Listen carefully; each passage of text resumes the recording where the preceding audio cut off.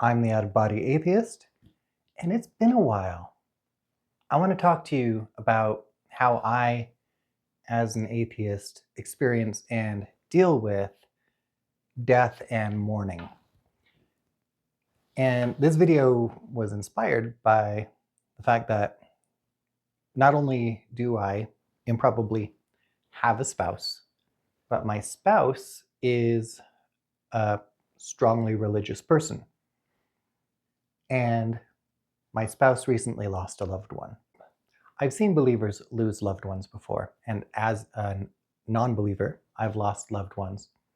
And so I already knew that the grieving process is pretty much identical. There isn't really anything different that atheists do when we're grieving, but my spouse's recent loss was a reminder of that, and it became a lot more present for me that believers and non-believers alike experience grief similarly. We go through the same processes, we feel the same emotions. It doesn't seem to make a difference, but there are a lot of religious claims to the contrary. There are a lot of religious people who will tell us over and over again that somehow membership in their religion provides extra comfort in the face of our mortality and the mortality of our loved ones, and that's why we should be in that religion, because we're getting that extra comfort that we would not get elsewhere. And I think that is worth talking about, because I think they're lying to you. And I don't think a true religion would lie to you. I don't think it's a purposeful lie. So if we use the definition for a lie, where a lie is intentionally misdirecting or deceiving someone, then I don't think religions are lying in that way. But it's an incorrect claim, and there's got to be somewhere in there who's also noticed that people in other religions and people who are of no faith at all seem to grieve the same way, and yet continue to tout the efficacy of their faith for dealing with grief. And I think that probably sucks. Now, before I get into this, some of you are probably wondering, because some people, it seems to blow their mind that interfaith relationships are a thing. You may be wondering, how is a believer in a relationship with a non-believer? How do we make that work? And it's very simple. We agree that people will be good or not in spite of, not because of, their religion. And that's it. Aside from that, our relationship works just like every other relationship. And in fact, if we could all collectively agree that people are good or not, in spite of, not because of, their religion, we would actually make this pluralistic society that we're screwing up right now work. And the atheists would shut the hell up, because we would have no reason to keep talking. So keep that in mind. If we were not faced with rampant Christian nationalism, we wouldn't be so in your face. So when I was a brand new atheist, decades ago now, let's see, almost 3 decades ago, I was confronted with, people would die. People die all the time. There's nothing we can do to stop it. There are kindnesses we can do to slow it down, like continuing to fund SNAP benefits even when the government is shut down, because we actually care about children and not just fetuses. But people die all the time, and they kept dying after I became an atheist. And initially I felt bad, because it felt like people in religions have these magic words that they can say that atheists don't get to use anymore. Like I could not, as an atheist, say, oh, he's with God now, or she's gone to a better place, or any of those other things that people of faith think they all need to say all the time every time somebody dies. And at first I thought that was a deficit in my life, because the assumption is all of these people saying these things, if they didn't help, they wouldn't be saying them, and now I can't do the help that saying the things does. And it felt pretty crappy. But something that I've realized as I've grown up as an atheist over these past almost 3 decades is that it doesn't matter if I can't say somebody's gone to a better place, because that's not what we're grieving when we lose a loved one. When a loved one dies, we're grieving the fact that we will never see them again for the rest of our life. And that is actually a point of agreement between atheists and theists, because I will not see my loved ones when they die for the rest of my life, and theists will not see their loved ones when they die for the rest of their life. It is the same. And honestly, if I could believe that I would see my loved ones after I died, it wouldn't comfort me, because I would be looking at the same rest of my life that everyone else looks at and seeing that time devoid of that loved one. The loss is the same. There may be claims that the loss is not the same because you get to have them back at the end, but it feels the same. And the feeling of the loss is the important part. That's the part we're struggling to deal with. We can intellectualize our way out of anything. It's the feeling of loss. And yeah, that platitude doesn't do anything. So to help me explore this topic, I went on ChatGPT and I asked it to feed me the most common questions for atheists by believers around death and the loss of our loved ones. And so I've got the questions written down here. I am not using ChatGPT to write a script. I think that is scuzzy. I think there are entirely too many YouTube channels that are making liberal use of AI to the point that why do they even exist? And I really hope none of you are supporting them, because they're gross. All right, so what do atheists believe about death and the afterlife is the first question. And I feel like this is an important one because atheists don't all believe the same thing about death and the afterlife. So we're going to do that first so I can clarify. This atheist believes that when we die, our minds cease to exist as our brain functions shut down, and then our body decays, and that matter is eventually recycled into the churn of life that is life on Earth. And that's it. We're done. However, there's nothing explicit to atheism. There's nothing about atheism that says you can't believe in an afterlife. All atheism is the answer to the question, is there a God? And as an atheist, my answer to that question is, I do not believe there is a God, which is distinct from, I believe there is no God. It's not a semantic trick. It's important. It's an important distinction.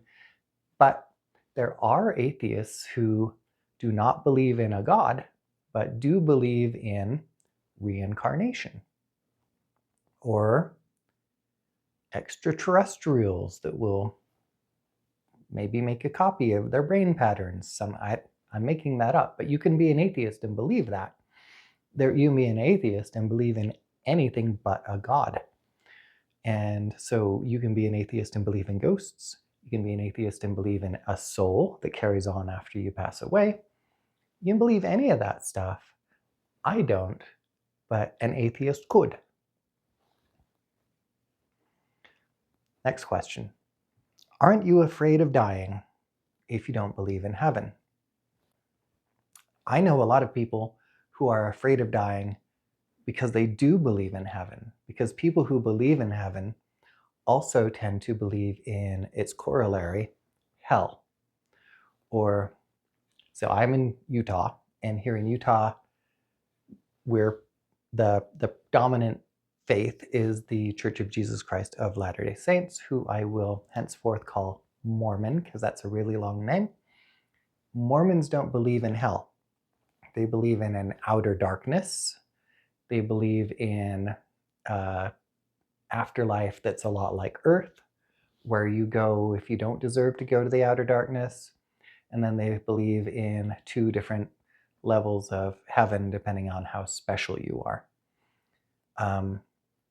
But you could fear, oh, what if I do something to end up in the outer darkness? Or you could fear, what if I do something to end up in this forever?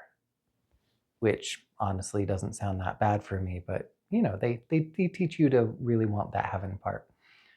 And the threat of hell, or not heaven, depending on your beliefs, if you believe in a heaven, is often terrifying for people. And that is a fear that I don't have. I don't believe in a hell, therefore I can't fear a hell. But what's left? What's left is, am I afraid of ceasing to exist? Does it bother me that I will not exist? And the answer to that is, hell yeah. I hate it. I do not love the idea that everyone else will go on living and I will be dead. I won't be at the party anymore. I won't be having experiences anymore. And all of this tragic and wonderful and disgusting and inspirational and creative and derivative, all of this will keep on going without me. And that harms my ego more than anything else in the world. I hate it. I want it all to stop when I stop, or I want to keep playing too. But what I want doesn't figure into what is real. And so here we are. How can life have meaning if death is the end? There are a couple different ways to approach that question in terms of answering it. I'm going to start with talking about the economics of supply and demand. So in economics, the more you have of a thing, the less demand there will be for that thing because everybody has enough, and the less valuable it is. From that perspective, if life is 90 years long, if you're lucky, we're going to round up and call it a century, because compared to infinity, that's a rounding error. So 100 years of life is infinitely more valuable than infinite life, because you have a limited supply of life. So shouldn't you value that more? If all you have is that century, if that's all you get, you don't get to get back on the ride. That's it. There's nothing you can do to make there be more of that so far.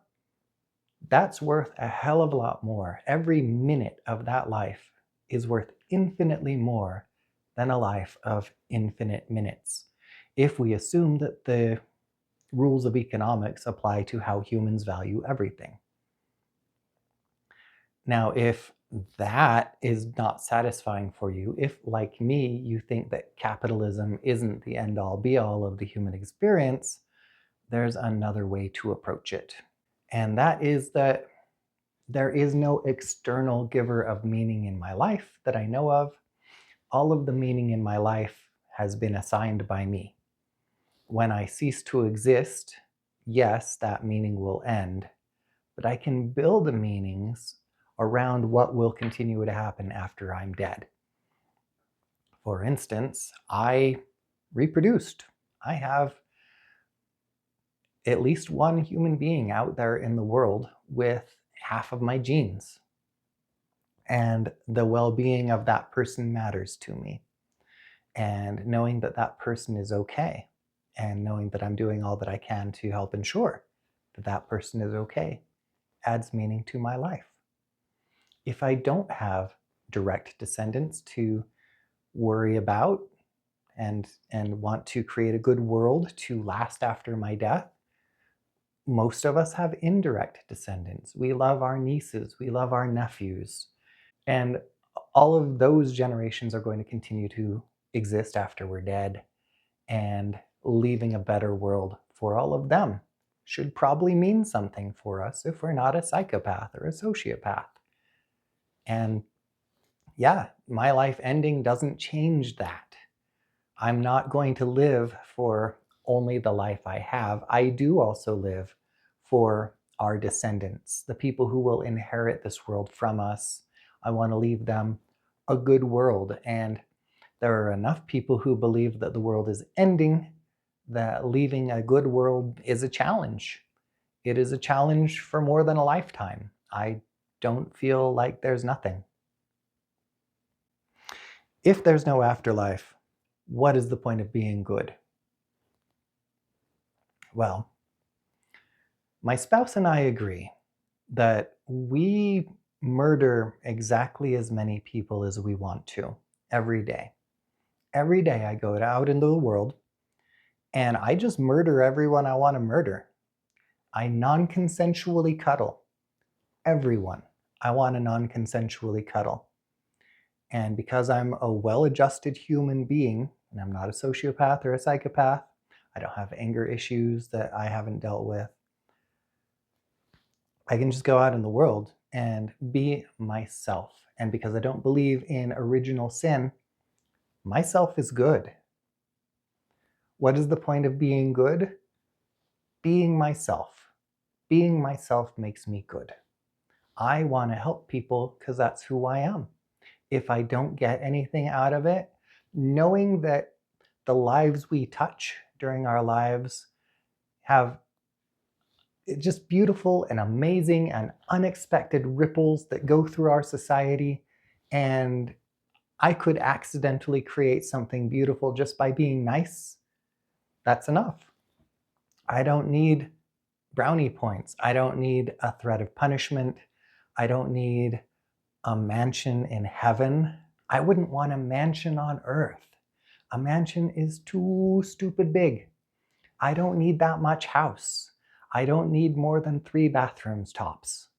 And that's if I have guests. I'm good for goodness sake. Thank you for asking. What do you think consciousness or the soul really is? I don't. I don't believe in souls. They don't fit. They don't make anything make more sense. There's no evidence for them. There is no reason for that hypothesis in my life. Consciousness may or may not exist. I don't care about consciousness until we come up with a definition for consciousness that I can actually do something with. All I know about consciousness right now is that it's one of those corners of the English vocabulary where scam artists like to hang out. And I don't care about that. I hope they don't scam you. Maybe don't be obsessed with consciousness. You have it or you don't. You're still you. You're still living a life. Wait for a proper, useful definition, and then worry about consciousness. It'll still be there if it's there. Have you ever had an experience that made you question your disbelief, like a near-death experience or a sense of the supernatural? So at the root of this question is an assumption that if an atheist would only have a supernatural experience or a spiritual experience, they would stop being an atheist. But the problem is, all human beings have very similar experiences. Our brains are very similar. Our sensoria are very similar. There may be some philosophers out there who are obsessed with ideas like qualia and other philosopher shit. But what it comes down to is we can safely assume that our experiences are not unique. We share in the human experience. And if you're out there having spiritual experiences and attributing them as spiritual, there's no reason to assume that atheists aren't out there having spiritual experiences and attributing them as non-spiritual. We just have different explanations for them. Before I was an atheist, because I became an atheist in my mid-20s, mid-20s, my exact words when I realized I was an atheist were, "Oh shit, I'm an atheist." That I remember that because those were my first words once I realized I was an atheist. It was a very solemn moment. Oh shit, I'm an atheist. But I had spiritual experiences all the way up almost to that moment. And that from that moment on, I had the same experiences and they weren't spiritual experiences. Nothing changed in the way my senses work or the way my brain works. Just my understanding of what it means changed. Don't you want there to be something more after this life? No. This life is awesome. I just want more of this life. I want to live until the stars go out. I would be willing to mourn the passing of every single human being who ever is born and dies on this world, if only I could get to know them and hear their stories. I want to watch the stars go out one by one. I want to regret living until the heat death of the universe. And I'm perfectly fine with the infinite years of madness that would follow as I floated in the homogeneous void of a heat dead universe. If only I could keep experiencing this life, I would be happy. That might be all that would satisfy my colossal ego. But the problem is, it's not going to happen. I have no evidence that anything's going to happen for me after I die. And just like the soul, and just like consciousness, until I've got a proper working definition and some sort of evidence, I don't see any reason to bother with that idea. How do you comfort others about death if you don't believe in heaven? That's actually a really important question. And I wish we would all do this more. Instead of saying God needed another angel, instead of saying she's gone to a better place, instead of saying he's living in a mansion in heaven now, or whatever shit you want to say about heaven, try saying things like, death is hard. I will be here for you, whatever you need. You can even say things like, there is nothing I can say to make you feel better, but I will be here for you regardless, as long as you need me. Please know that you are in my community and I love you. Those are perfectly fine ways to comfort someone who is dealing with the loss of a loved one. I think they're a hell of a lot more comforting. I think they're a hell of a lot more useful. And they're just way more human. They're way more caring. They're a shitload less flip and pointless and empty. Try it out. And finally, what if you're wrong, says the question. So that's not what if you're wrong, it's directed at me. What if I'm wrong? I will probably be thrilled because for my ego's sake, hell, even if hell is real, and even if I wind up there, that's better for my ego than just stopping and there not being any more me ever again. But also, if there is a loving God and I'm wrong, why is anyone in hell? That's such a stupid, weird idea. There is nothing about how God loves you that makes any sense to me in the supposed actions of this God. Come at me in the comments. Try to convince me otherwise. What if I'm wrong? What if you're wrong? If I'm right, I don't get to gloat because I'm not around anymore. If I'm wrong, it's worth putting up with your gloating, I guess. But yeah, what if you're wrong? It's a good question for everyone to ask. And could you honestly deal with the answer, regardless of what you believe? How honestly can you engage with the question of what if you're wrong? What does it look like if you're wrong? I don't know what it looks like if I'm wrong, because there are so many ways an afterlife could work. There are so many things a God could be. And some of them are wonderful, and some of them are terrible, and some of them are meh, and I don't know what they are. I'll deal with being wrong when I get there, if I get there. And if I don't get there, I won't be anywhere to care. Ultimately, death sucks. There's nothing we can do, regardless of what we believe about a God, to make death suck any less than it does. I'm a biologist, and from a biological perspective, I understand that death is necessary because if things didn't ever die, we'd have nothing to eat, and there'd be no more matter of a useful nature left for more life to happen. Death is part of the renewal of life in our ecosystems on this world. It's just how it happened. But that doesn't mean it doesn't suck. It doesn't mean we all don't have to deal with it, because we do. We will all have to deal with death. It's just a question of how open are our eyes going to be when it comes.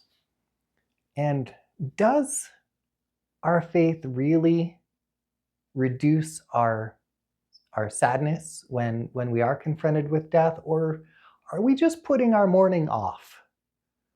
Are we procrastinating, processing that very important step in our life, coming to terms with the loss of our loved ones?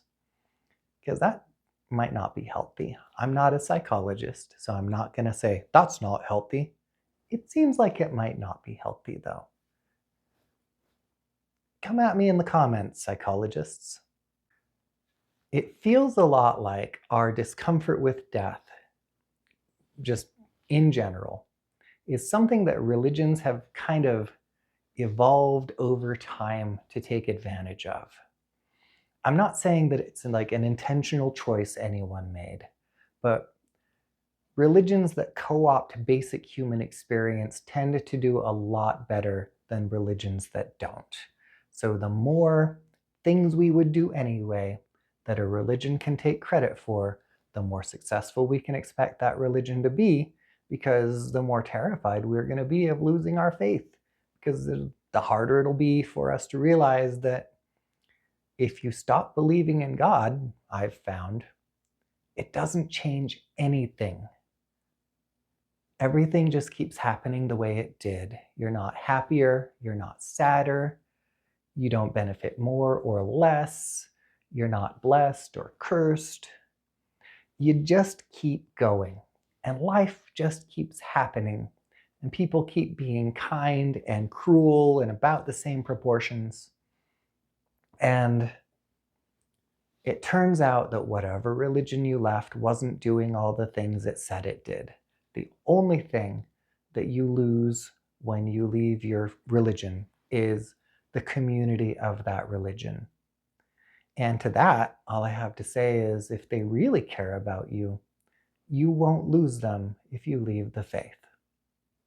So maybe the love that you feel when you're in your church is more transactional than it seems.